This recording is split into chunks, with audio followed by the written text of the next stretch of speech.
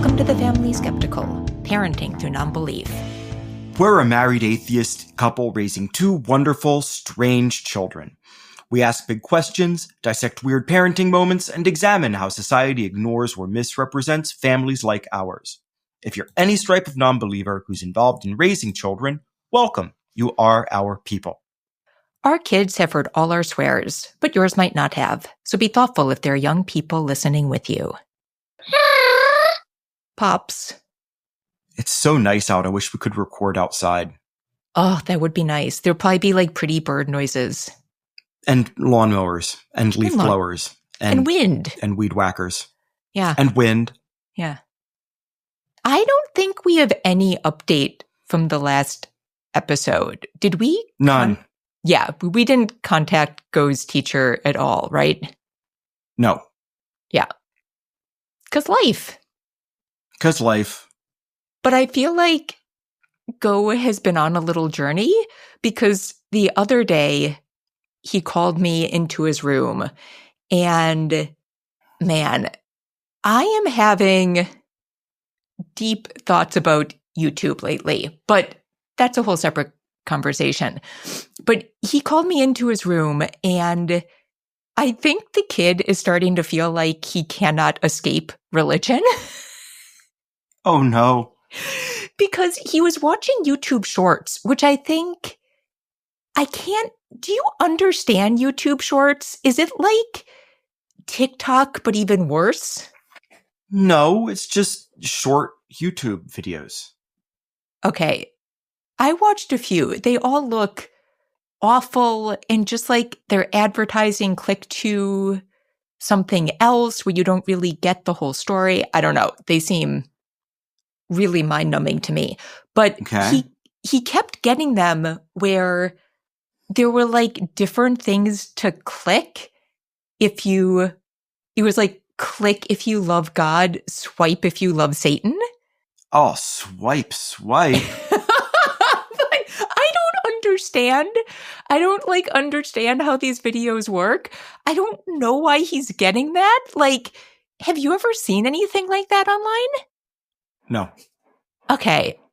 So I don't know. I told him to bring it to me if he sees it again, because I just can't figure out what is even happening. But we had a conversation thanks to the Data Over Dogma podcast. Mm-hmm. I did mention that like Satan is kind of an invented concept to begin with and isn't really a strong, well-defined character in either the Old or New Testament. And I talked about the Satanic temple and how that isn't even really about worshiping Satan and how it's about challenging overreaches of Christianity and how their code of conduct is much better than like a lot of religious codes. Oh, yeah. And I talked about how people who aren't religious don't believe in Satan. So it's like this weird dichotomy that only religious people set up. Mm-hmm. But, I don't know. It's just another thing. Yeah, we keep coming back to these themes of media literacy and sort of placing what we consume within the framework of our family's culture, which includes skepticism. And so my hope would be that moving forward, he doesn't get upset by that as much as he gets intrigued about the mindset of the people that make it. Like, are the people making the video? I didn't see the video. I don't know how sincere it is. Yeah, I think it's like a weird... Maybe he showed me one. It's like a weird Roblox image, and there's like somebody picking an apple from a tree, and then like God or Satan comes down. It is so beyond my understanding of anything happening online. Yeah, I don't know if it's like somebody taking a piss at religion and making some sort of ironic Minecraft, machinima version of Genesis. But regardless, it's a great opportunity for us to observe how he responds within what we've talked about with him so many times. Like what you just said is really true. Like we need to trust that he can start looking at these things and not get worried that if he doesn't swipe, that the devil's going to get him. Instead saying either, oh, these people are just being idiots, or like these people are being really sincere, and then looking at who made it, clicking on their channel, looking at their other videos, seeing the tenor of those videos and the content, seeing what sources they cite, if any, including the Bible. Who knows what other content these people make? This could be the only religious thing they make, and they're just doing it because they like the idea of making something that clickbaity. You just don't know until you drill down. So, yeah, we actually talked about this on Joe Piazza's podcast, right? Yes, we were just on Joe's podcast, Under the Influence. If you found us because of that episode, welcome. It is lovely to have you here. That was such a fun time.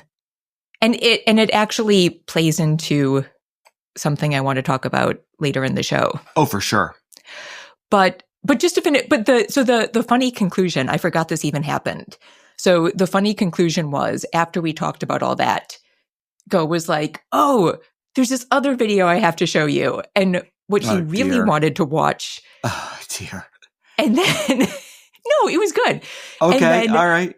More or less recount to me word for word, as I tried to get dinner stuff together, was a video, like a comedic video about angels inventing all the different dog breeds and explaining them to God.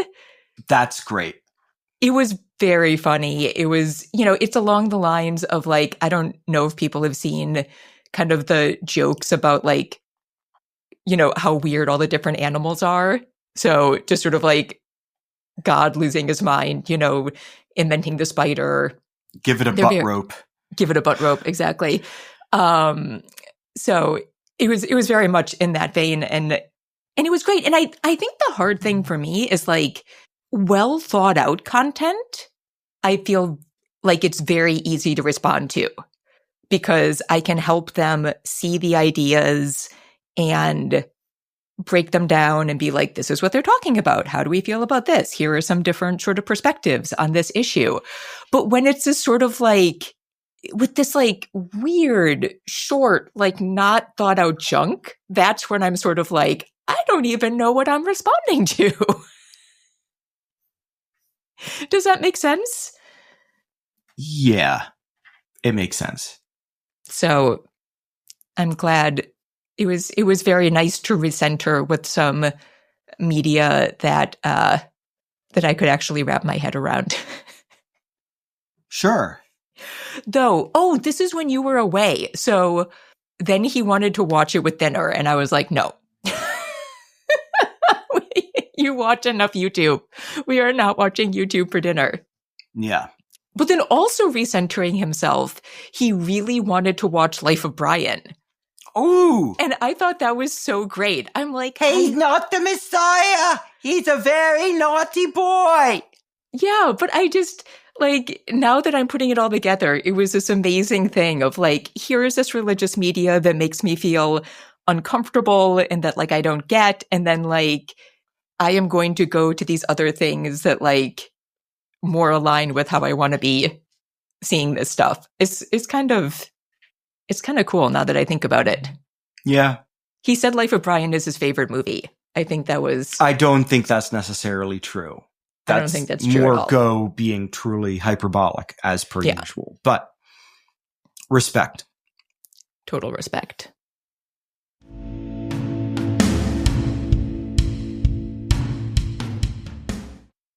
Okay. Hard pivot from the happy stuff. Hard pivot. So weird entry into this topic because you suggested it, but then I found what I wanted to talk about. So I'm curious if we at all align. So you suggested we talk about Christian nationalism. And I'm wondering... which admittedly is a big topic that you can go back decades or hundreds of years and talk about its roots, or you could talk about now, you could talk about it in media, you could talk about all sorts of things. So what angle do you want to tackle? Well, I have my angle, but I'm just curious, like, what made you want to talk about it now? Because it's frightening. It violates every humanistic principle that we hold, that we try to teach our kids. It threatens our ability to raise our children in the secular fashion that our family values encourage us to do. Like, it, if anything, is a social or cultural enemy of us as a family, I think Christian nationalism is it. Yeah. Just like any sort of theocracy, because it's a theocracy. Any sort of theocracy that would seek to overwrite humanism and secularism in favor of everybody being forced to live their lives according to the narrow, like, interpretation of the tenets of some sort of ancient sex manual.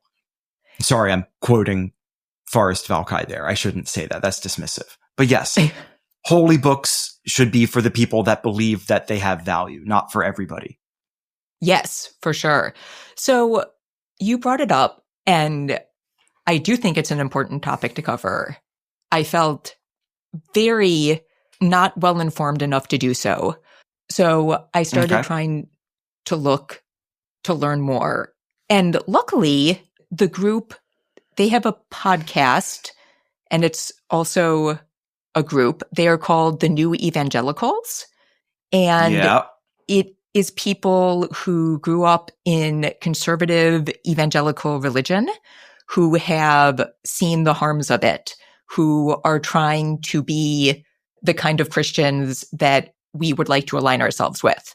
So, people who are against, the terrible deportations that are tearing apart families, much more kind of the love, be a better person side of Christianity. And since they came out of that very conservative side, they feel like they can perhaps talk to people from that perspective better and show them a different way of thinking about things. And I started following their stuff. And then luckily, they have a fairly new podcast, and they have decided every Monday to start doing episodes about Christian nationalism, talking about the different leaders of the movement, the history of the movement. And I was like, this is great. So I started listening to it, still had no idea what I wanted to talk about. And then their last episode has just been amazing. So I will link to it. So the episode they just posted is called Exposing the Christian Nationalist Network Fueling Trump. But, and it's definitely about that, but it's a really good historical look at sort of one branch of Christian nationalism. And so what I wanted to talk about in this episode is just kind of the definition, because I think it's actually a little bit difficult. And I have seen a lot of the more conservative Christian people that I follow online do a very disingenuous, like, what's wrong with Christian nationalism? I'm a Christian, I love God, and I love the US. What could be bad? And I do think if you don't kind of follow the space closely and follow what kind of people are in this movement, it could be difficult to understand why it's so scary. But you have to remember that these are the same people who think that Nazis are left-wing because they have the word socialism in their name. These are not people that look very seriously, very critically at what they believe to be true. This is true, for sure. They like magic words, and they think because a word is a word, they can attach whatever meaning they want to it. So nationalism is patriotism. Yes. It's just, yeah. But when so I listened to that episode, but then I wanted to be able to speak clearly about it. So I also tried to find some articles that I could reference back to. Okay. And great. And I read a lot of articles, and they're all like, this is bad. But I actually had to dig pretty deep to find some definitions that like really worked for me and made things clear. Okay, shoot. So This is interesting. I like this. yeah. So one I found was from a Yale summit on white Christian nationalism. And it talked about that common misunderstanding as some people see it as the same thing as being a patriotic Christian. And one of the authors, Philip Gorski, chair of the Department of Sociology at Yale, said is that patriotism is an adherence to the ideals of the United States, and nationalism is loyalty to your tribe and not the country. And they talked about the idea, so their sort of definition of Christian nationalism, and they're talking about white Christian nationalism, is the idea that America was founded by Christians who modeled its laws and institutions after Protestant ideals with the mission to spread the religion and those ideals in the face of threats from non-whites, non-Christians, and immigrants. And I feel like this is sort of what we've seen from more conservative religious people for a long time. And I think also, you know, I was thinking about it because I do think, I think the important thing to remember about it is that it's not so much about the faith. It's like about the power. So it's about spreading those religious ideals and making sure the country follows those religious ideals. Because I know in one of the earlier episodes when the new Evangelicals were talking about it, it's when I really started to think about the definition, because I do think you can have a morality based on a religion that helps you frame certain issues in society. And that's not Christian nationalism. No, all that is a worldview. Like we were talking about, again, on Joe Piazza's podcast, we being consequentialist, or at least me being a consequentialist, I care so much more about the outcome of a person's action than I care about the belief that they think motivates them to perform the action. You know, so I don't care what a person believes as much as I care what they do with it. And so, you know, that's why it's so interesting to me that conservatives in general will fall back on arguments from tradition. That being a fallacy, of course, right?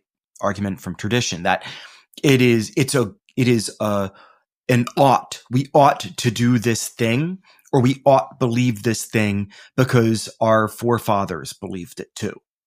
It doesn't mean that it has greater efficacy. It doesn't mean you can't do it better. It just means that we're going to keep doing it because that's what we've already been doing. That's the way it should be done because reasons. And what you were talking about from the conference, or the summit rather, regarding that definition of Christian nationalism, even if what they talked about, or what they consider to be true, which is, all the founders were Christian. They founded America on Christian ideals per the Protestant Reformation and all this sort of jazz. Even if that were true, that still doesn't insulate the founders' ideology or what they came up with legislatively from scrutiny and revision and improvement. It doesn't matter how good it actually was or wasn't. What matters is what is happening right now and how can we make things better right now for the greatest number of Americans. But that is the real issue, like you hinted at. It isn't about the greatest number of Americans. It's tribalism 101. Yep. They have a tribe that they want to protect. They're deathly afraid of people who don't look and think like them having an equal share or an equal voice. Yeah. And so I think we've seen that in American politics for a long time. And what the most recent episode, the new Evangelicals, talked about is like, you know, you saw that in the Republican Party, and you saw them going after that through sort of normal democratic processes. And then they talked about what's been happening with Trump, because I do think the current climate feels profoundly more scary and different. And the episode did a really good job of explaining why. So that is white Christian nationalism. And what the podcast explained is that Trump comes at it, and Trump's advisors come from like a subset of Christian nationalism, which is from the New Apostolic Reformation. See Peter Wagner and his 7 Mountain Mandate. Yeah. And so I hadn't known as much about this. Yep. So, kingdom theology. Yeah, I know plenty about this nonsense.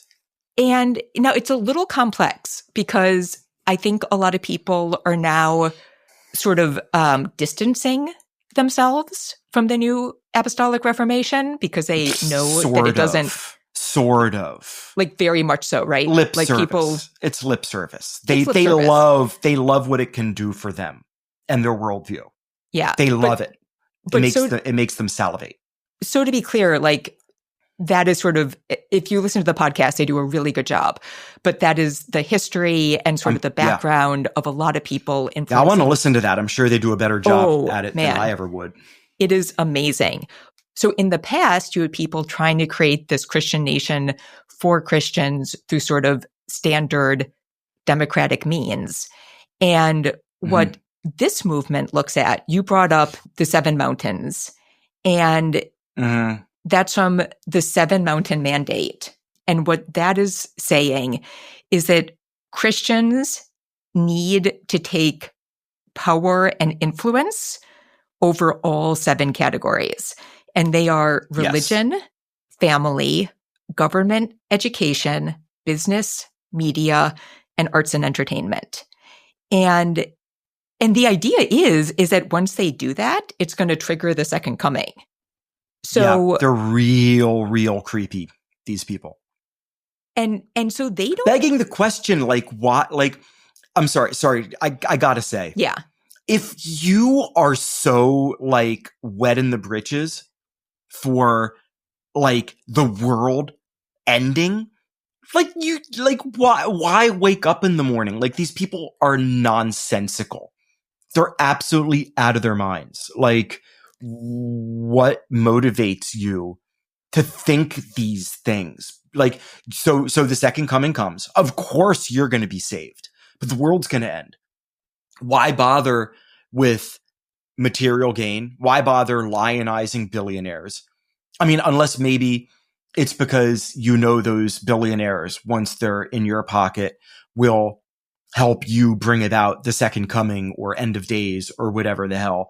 But it's so weird and twisted and contradictory, like self-defeating. Like, I do have to so weird. I do have to quote the podcast because their guest had the greatest quote on that. Please. He said, the Trump movement is not coherent, but it is messianic. Sure. So I thought that was really interesting. And he also talked about how this movement is not so much white Christian nationalism, that there are a lot of Black churches involved in it. And look, like they are partying up with white Christian nationalists behind Trump. But that happened at the election. A lot has happened since. Yeah. So real test is going to be like how this shakes out toward the midterms. Yeah. But people in this, like, they don't care about doing it democratically. Like, the importance is to get the power, and they are sort of cool with however it's done, which is, I think, what you really see currently and which is so frightening. But I think it also starts to make sense why you wouldn't care so much that Trump doesn't seem to be particularly religious himself. Like, does not seem to follow the teachings of Jesus when it comes to like purity or, just like any of those things. But if what you care the most about is getting power over these different segments, like there is an argument to be made that you just want the person who's going to get you the power. And their personal values or beliefs are less important than what they're going to do to that institution. I don't know. I found like it made a lot of sense to me why things feel Sure. so much more different and scary under this version than what we've seen in the US for a long time. Yeah. And I think it's scary mostly because they've gotten more traction than they have in the past. I don't know. Like I still feel, and maybe it's just feelings, but I have yet to see their ideology outside of just having Trump be in the office and, having some parts of Project 2025 start to come about. Like I have yet to see like this vast cultural shift. Like the issue is that America is a very dynamic place and a very large place and a very diverse place and a huge economic engine. And so the people that benefit from chaos in the short term, the very wealthy people, the very, very, very wealthy people who ultimately are not part of this. Yeah. They are outside of it. They can benefit from it, so they'll support it as they choose. But those are the people that ultimately will say yes or no to this thing continuing. I think that money talks and walks. And I think that this movement will ultimately have as much traction as they allow, as it serves their purposes. If, as we are finding, more and more people rise up with a unified voice across political and cultural divides, which is happening, in defiance of what some of these, results of the 2024 election have yielded, then I don't know how necessarily sustainable some of what this new apostolic whatnot will be. Do you understand what I'm saying? Like, yeah, no, I think because I refuse to succumb to, the fear of this. I think it's important to pay attention to, but I think it's also important, like we were talking about in our volunteerism episode, that we look toward things that bring about the future that we want to see, not just rail against the ills that are happening in front of us. But I sort of think, it's just making me think about how we talk about things. And doing this little bit of a deeper dive, I do think calling this what's currently happening Christian nationalism maybe doesn't point out how different it is than what came before. And also, I think there are, I think like there are a lot of people who don't follow things too closely, right? And so I think there are also people who, may have felt pretty comfortable with that sort of democratic push towards a kind of cultural norm Christianity. Sure. Who do well, not there are like, there's a lot of, sorry, yeah, keep going, sorry, but who do not like what's going on. And so I don't know, like, I just don't know, like, if we stop saying Christian nationalist. Start calling it Christian supremacist. Yeah. Christian supremacist, because that's ultimately what it's about. The whole Seven Mountain Mandate is, as you pointed out, about their version, not Christianity as a whole, their version controlling the country from the political all the way down to the media.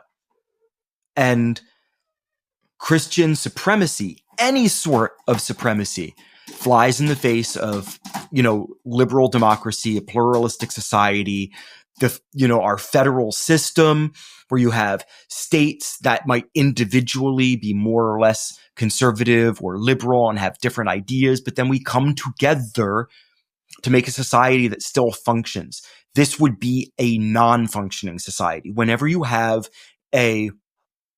one ideology at the top dictating how everybody else has to live, it ceases to be a society. Whatever society actually happens at that point happens in defiance of what the state is dictating that you do. Mm-hmm. Because society is, by definition, social. That is about the connections that people build, grow with each other. That doesn't that has to do with your personal worldview, your individualism, interacting with somebody else's individualism. And then through that, some sort of hybridization happens. That's a magical thing when relationships happen. And, this is not hoping to bring about a society. This is hoping to do away with society and just hand over the strings of power to a certain small subset, making an autocracy. They just want to paint something on it. They just want to be in control.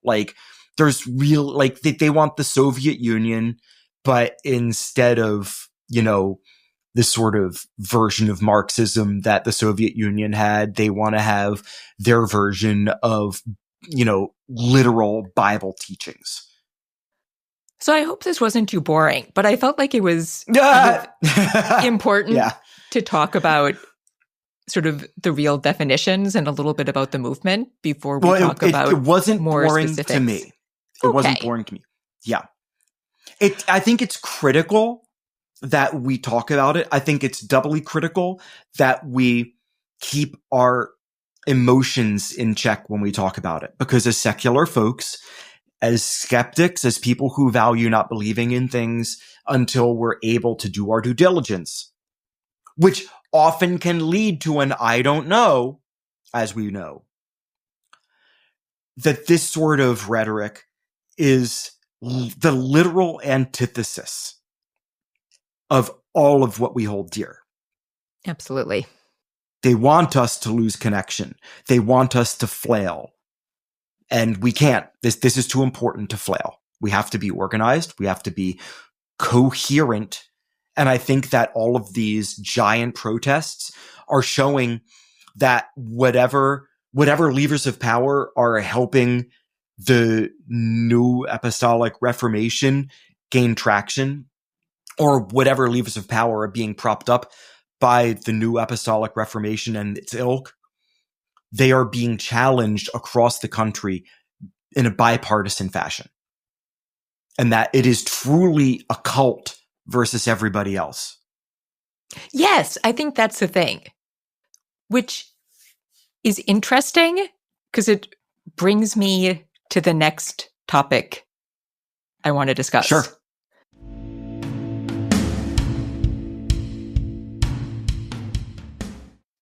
So when we were talking with Jo, she asked about, and I don't know if it was even why we call ourselves atheists, but kind of how we identify. And yeah, we got to talking about labels a little bit, right? Yeah, and she feels more comfortable with agnostic, which is great. You should use the label that speaks best to you.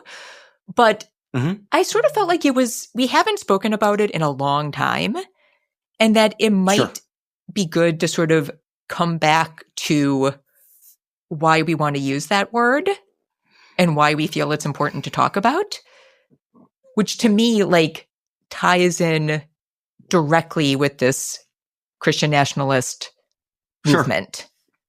No, 100%. I want to preface by saying, totally cutting you off, I'm sorry, but I want to preface this by saying labels are ultimately bullshit. It's best to always simply ask a person what they believe or don't believe. That's it. And then whatever label you want to put on it for some sort of conversational purpose, as long as they aren't offended by the label, then you're off to the races. But the usage is the most important thing.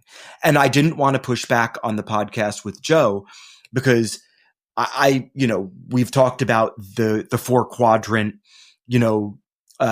theism, like the 4-quadrant of knowledge versus belief, of you can be an agnostic theist, just like you can be a Gnostic atheist. And she was talking about that, like, there's a dichotomy between agnosticism and atheism. But truly, like you can be an atheist, but be open to being wrong. It needs to, like, whatever claim is presented to you needs to, surpass its burden of proof. That's all. So, sorry, keep going. But I think colloquially, I mean, I definitely lean much harder, like, hard atheist. I mean, I identify as an agnostic atheist, sure, but I'm like way close to the other end because I sort of feel like I feel pretty certain. Why do you think that is? Because I feel certain that, like, every religion that I have found out about is not true. Like, I am pretty certain of that. I don't really have doubts that all the major religions are untrue. You don't accept the religions. Yeah, but, like, every definition, every, like, God that has been presented to me, I feel certain is not real. So, am I open to, like, some version How about of God? a deistic God? There you go. Well, some version, but that's the thing, right? Right, but to me, like, I feel like the version, like, the reason I feel like I'm right on the edge is that my sense is, if there is a version that is true, it is going to be so far from how we define God right now that it's almost going to be a different category. Sure. Like, if we find out about something, might all the religious people, like, not all, but, like, might a lot of the religious people be like, yeah, see? That's what we've been talking about. But I think if that happens, I'm going to be standing there being like, yeah, but that is so far from what you were describing. Yeah. It's not. I don't even know if let's God massage is the right our word. holy text yet again to make it fit what we actually now observe.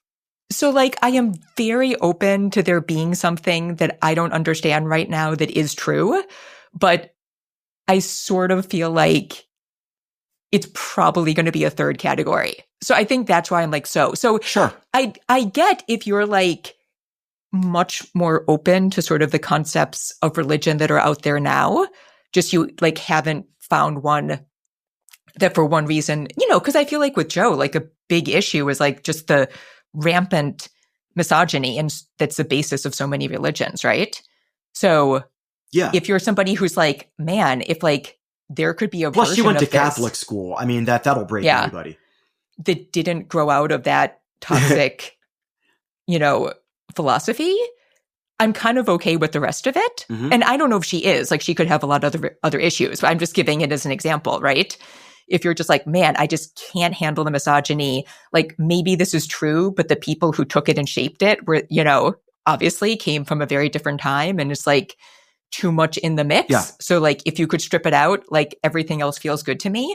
I get feeling more towards the agnostic side because I feel like you're open to a lot more aspects of it, where with, like, smaller changes, you could see yourself in a religious mode.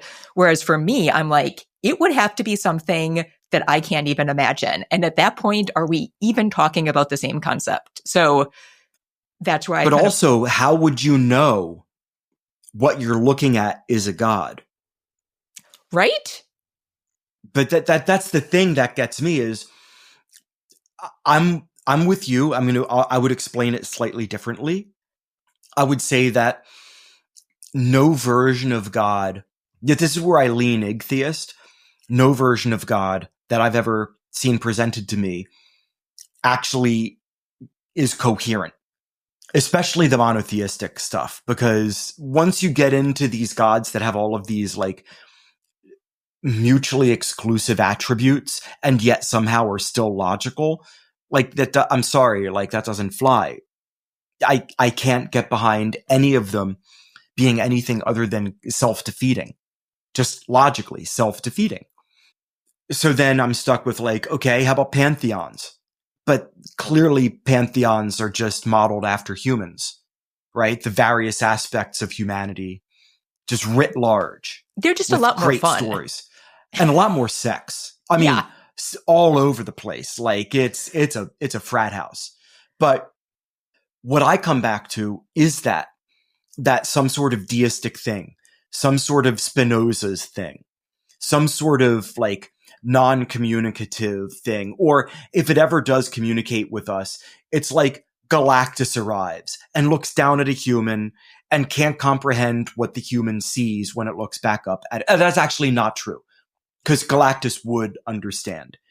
But like, that's like cosmic horror thing. Mm-hmm. Like where we look at an ant, we have no idea what the ant sees when it looks back at us. Right? Yeah. If it even recognizes that we are an animal, not just like a weird looking tree that moves. So there's so much there in this talk about labels that I think I should just rest on saying I truly am agnostic. But yes, like you, the more I think about it, the more I talk about it, the more I engage with people about it, the more I become a hard atheist.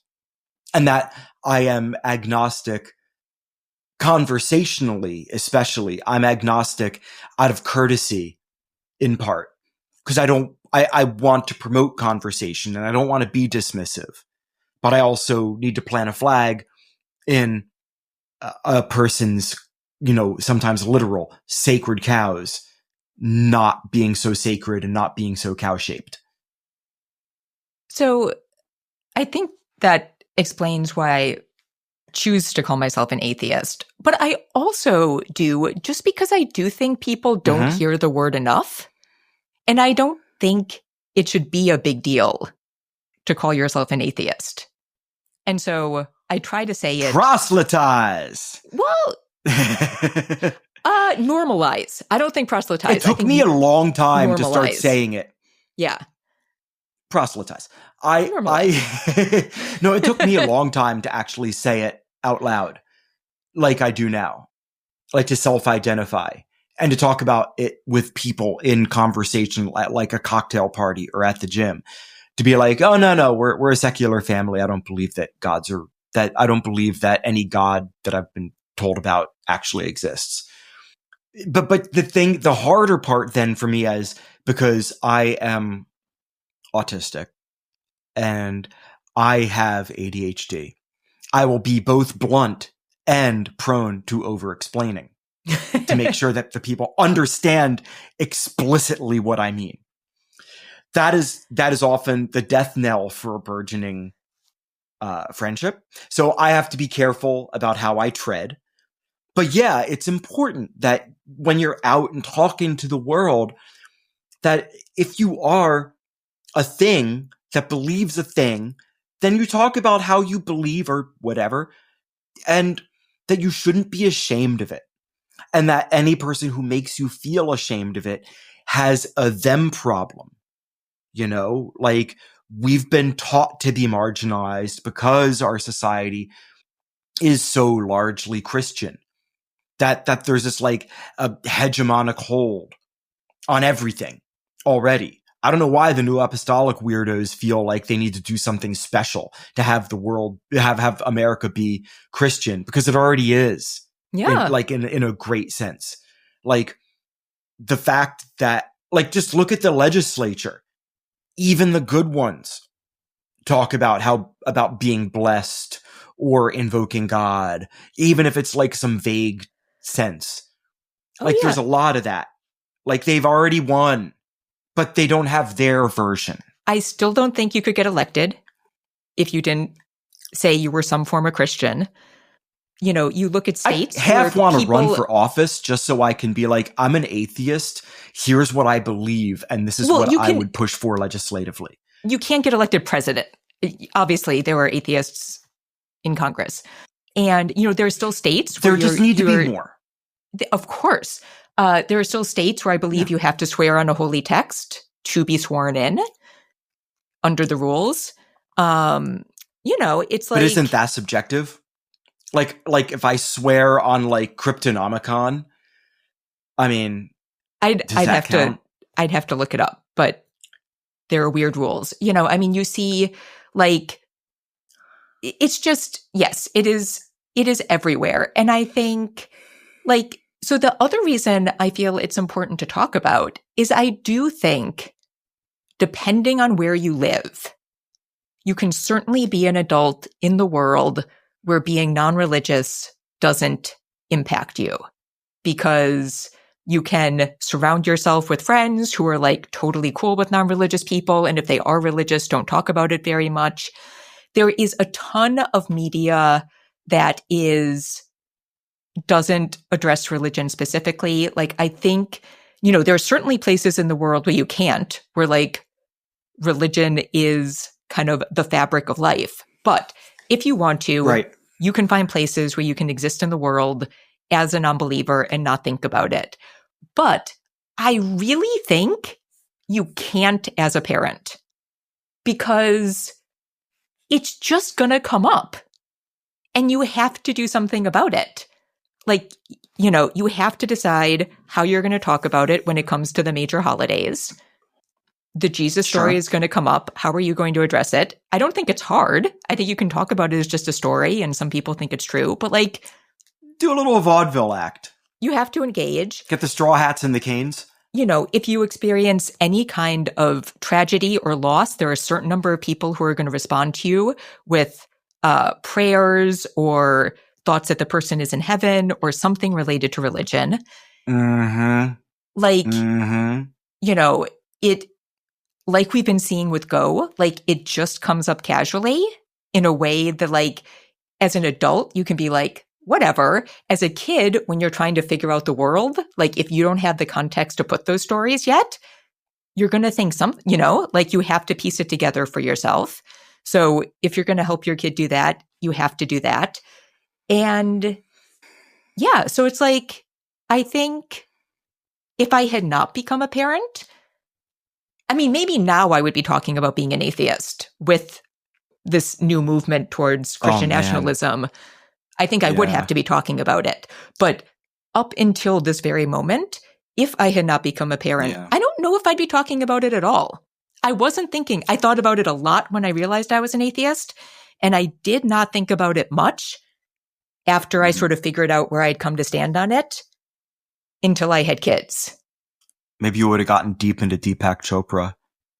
I really don't think so.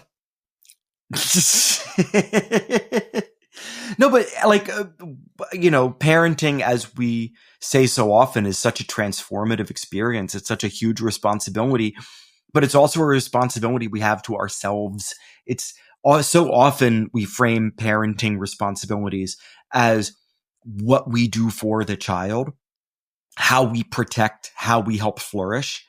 But the act of parenting is such a reflective, properly done, I think, introspective act, an act of profound self-awareness, that to do it right, you gotta turn that magnifying glass on yourself on like a day-to-day or moment-to-moment basis. That's why I swear by journaling. Like, you gotta have that way of looking back on what you do and how you do it. And part of that is helping your kids find a way to discern what they think is true or not, and then what is actually true or not, to form their belief systems and to have the justification for them. And that doesn't necessarily mean that your kid's going to end up being a secularist, but you owe it to your child to help them be a better version of themselves than you are of yourself. And so if you have a certain religious belief that you've arrived at, I think the best version of parenting would be, look at how you arrived at that like what is the end result of your religious journey if you feel like you haven't, if you're not on a religious journey anymore? What's the end result of that? And then how can you help your child get to the end of their religious journey in perhaps a less injurious or more rapid, more efficient way? Like, how can you teach your child to navigate their course better than you navigated your course, if that makes sense? Yeah, because I've said a lot of times that I wasn't raised in a religious household. Mm-hmm. Your mother would disagree. But my mom would disagree. But she did teach me about all the religions. Yes. So not all. So you're a theist. But she taught me about a lot of religions. And I was aware of them. But as I spoke about in the How to Get Over the Fear of Hell episode, based on where I grew up, what I didn't know is how seriously some people took them. Like, oh, yeah. And that was a privilege, right? Mm-hmm. But I guess that's why I've found it so important to engage on these topics, because it's not just teaching kids about, like, I mean, we've talked about it before. Like, I think it's important to understand cultural touch points and history and, where different ideas come from, and like so much references these stories. But I think how people see these things, like, for many people, determines how they interact with the world. And so, I don't know, I've just felt like I've wanted to give that context too, so that the kids don't feel like I wouldn't feel like I was doing my job if I sent them out into the world thinking like everybody looks at these things as just stories. Okay. Like, it's important to know the stories and to know the cultural context, but also to understand that, like, these are very important beliefs for different people. Yes. And in one form or another, you're going to have to interact with that out in the world. Yeah. And we need allies. So we have to make sure that when we talk about these things with people, that we do so in a way that nonetheless cultivates allyship. Yeah. Yeah. So it's everything from understanding how to view that to be respectful to other people, mm-hmm. and also understanding that to put in context when, like, some aspect of that potentially impacts or hurts you. Like, I think it's mm-hmm. like hard to understand those moments if you don't understand the importance it has for other people. Yep. Empathy first. You heard it here, folks. But so I know we've talked about this before. Last question. Yep. I don't think it would ever happen, sort of like based on how people are made and how we've seen their brains work. But like, if the vast majority of people were atheist, and I think there are countries where this is true, but like, if we lived in a place where it was much more the norm to be atheist, do you think it would have the same importance to you? What? Like, do you think my identification as an atheist? Yeah. No, of course not, because it wouldn't be it wouldn't be the thing that makes me a minority in society. Yeah. Mm-hmm. Like it just the label and me talking about it wouldn't matter as much.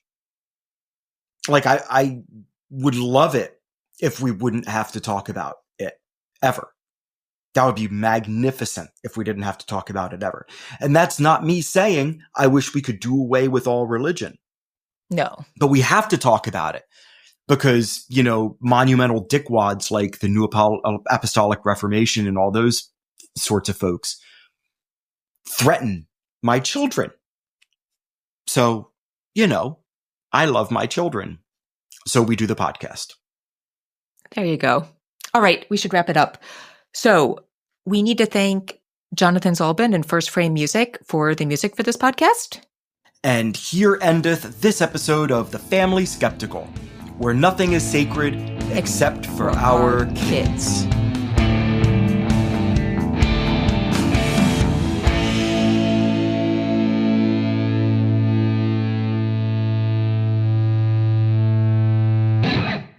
Here, I have to take the time to find it because... Okay. Where are you? I know what your faces look like. This is the problem, being subscribed to too many podcasts.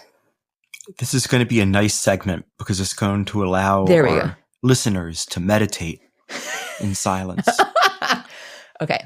Ponder how their lives intersect with Christian nationalism, what they can do to fight it, how they can help their children see through to a brighter future on the other side.